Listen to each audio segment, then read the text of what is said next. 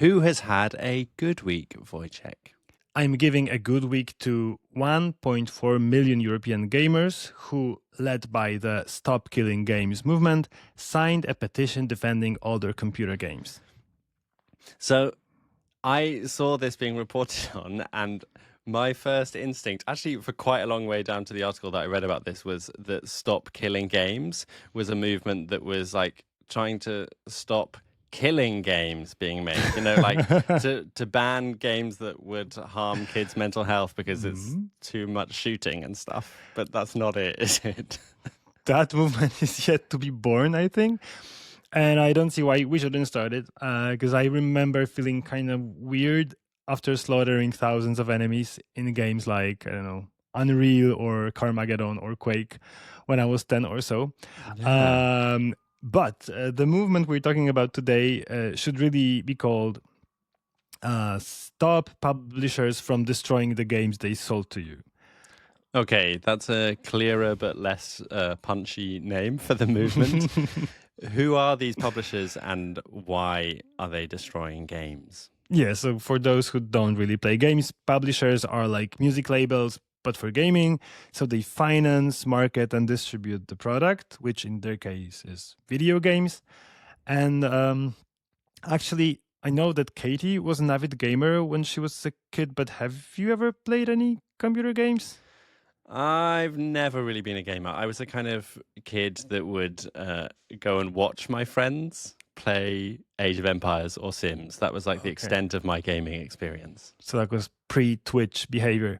So I can tell you, when I was a kid, I played a lot of computer games. And, at the time, if you wanted to buy a game, you'd just go to a shop with a fancy name like Computer Center or Software House or Game Universe. And you would just buy a game off the shelf in a physical form, a CD or a DVD. You bought it and it was yours forever. But then broadband internet came along and the physical products started disappearing. It was replaced by license keys and downloads. And this is the root of this problem that we're discussing today, the era of modern gaming arrived where playing a game feels more and more like a service. So often you have to be online to even play. You might have to be connected to the publisher's server. So, offline gaming is completely off the table. You might need a subscription to use the server. And crucially, if the publisher decides to stop supporting the game, you're cooked. So what you're saying, a game can just completely die and disappear. Does that actually happen? Yeah, it happened many, many times. Actually, a study shows that only 13% of the games published before 2010 are still playable. Oh. 87% are dead. And these were some pretty big names like Overwatch, Darkspore, or Matrix Online. And there's just no way to play those games anymore. They're just gone for good. Okay, I mean, that doesn't sound great for people that paid for them, but as someone who's never played or even heard of any of those games you just mentioned, why should I care? You should care, because this is a part of a broader trend where publishers of different sorts are redefining what buying something means. To me, and for years, buying something meant you owned it from the moment on. You could use it forever or sell it to someone else. That's what I did with my computer games in the 90s. But with intellectual property, that's less and less true, because, you can pay your €40 for a game thinking you're buying it for good, only to realize a few years later you can no longer access any of its parts. And actually, what they don't tell you is that you're not buying it. You're just buying a license, which can be terminated at some point. Or an example for non-gamers, I bought a few dozen ebooks from Amazon Kindle. And what if Jeff Bezos decides one day to shut down the book-selling branch? Will I still have access to those books? I'm not so sure. Okay, you're starting to win me over with the book example. But there's a petition to change this, right? Yeah. So there's a YouTuber. His name is Ross Scott. He runs a channel titled Accursed Farms, which features quirky, offbeat deep dives into old school video games. I'm going to play you a snippet.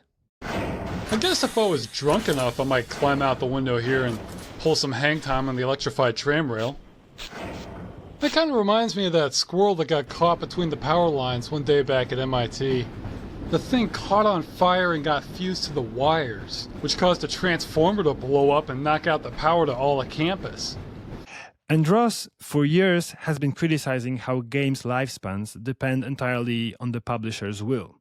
But when he heard that the classic game The Crew was being killed, he decided to make a big fuss about it, and in April 2024, he posted an emotional video. The video game industry has a lot of problems. Like, a lot of problems. I think regulators have no idea, actually. But there's one problem in particular I've been hating for decades, and it's getting worse and worse. And that is destroying video games so that no one can ever play them again. And I don't mean your brother sticking a disc in the microwave so that your copy is destroyed. I mean everyone's. So Ross claims that this is yet another sign of the publisher's pursuit for maximizing profits.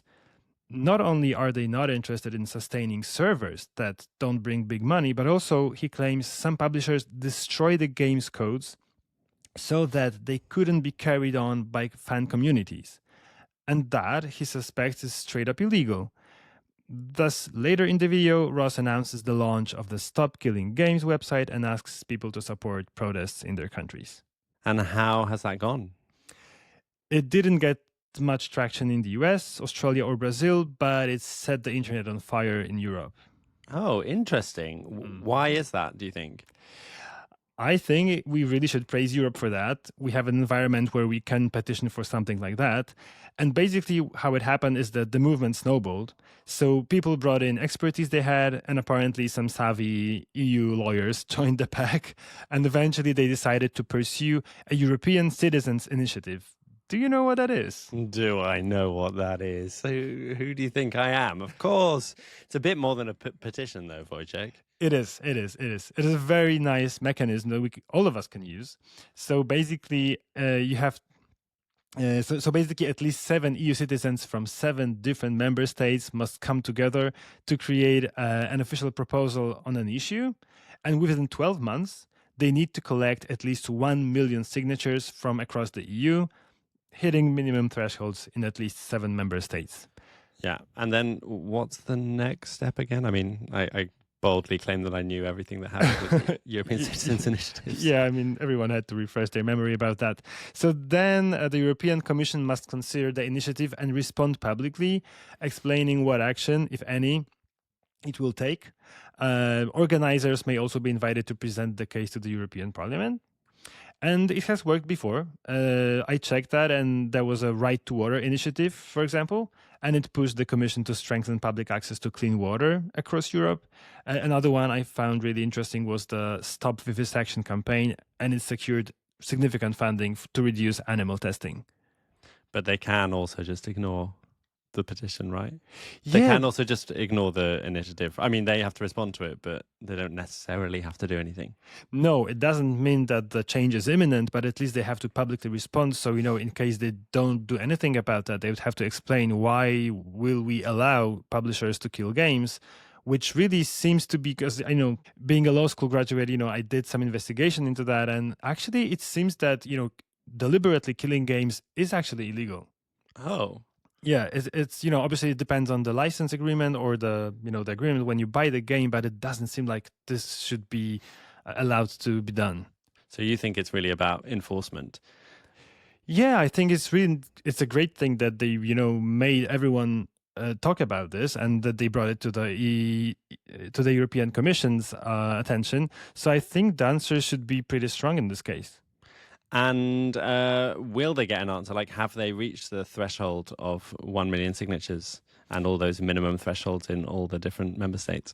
Yeah, apparently. They've gathered exactly 1.44 million online signatures. So now these signatures, they are being verified by the European Commission. And I think that with that surplus, they should easily pass the final step, forcing the Commission to take action. Or forcing them to respond, right? Yeah. How realistic is this, Wojciech? Because, if publishers are forced to support the games and servers forever, is that actually something that they can feasibly carry on to do, carry on doing, even if they're not like getting any money for it? No, it's not what the petition is all about. So what they want, the petitioners, they want the publishers to come up with some sort of an end-of-life plan for games. Like, for example, handing them over to the community to keep them alive. And there are success stories where games get second, third, and fourth lives run by dedicated fans. Warhammer Online is a great example. It's an old game, and it still has a massive fandom around it, with thousands of people playing every day on servers run by the community. Or publishers could archive games and make them playable offline. And Scott compares the deliberate mortifying games I told you about a second ago to book burning, like destroying cultural goods. And I totally agree, games are cultural goods. I know people in the industry and have a sense of how many artists, writers, coders, niche specialists, and other big brains it takes to make a game. So I'm all for, actually like preserving these cultural goods and, having the older games having longer lifespan. Okay, you've totally convinced me this is definitely a good week. Is there anything I can do to help? Yes, you can. So the movement's main job is done with the European Citizens Initiative, but you can still help. You can comment on the Digital Fairness Act draft if you're in the EU, or you can write to your MP if you're in the UK. I'll post a link to Ross's wrap-up video for anyone who wants to dive deeper. Great. And meanwhile, I'm going to set up my alternative European Citizens Initiative to stop making games with lots of killing in them. Great. I'm with you on that.